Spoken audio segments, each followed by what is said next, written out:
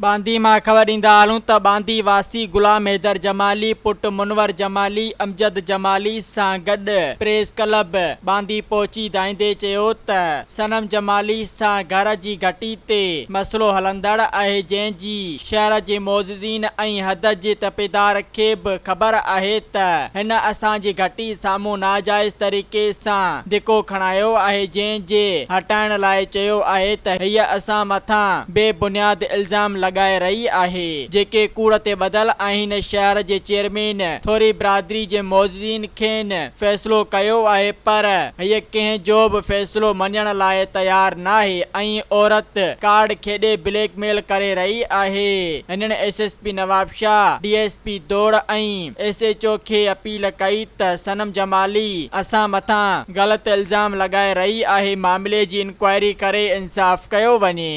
Subscribe कयो अवामी news HD खे ऐं ताज़ा तरीन ख़बरुनि लाइ ॾिसंदा रहो अवामी न्यूज़ HD।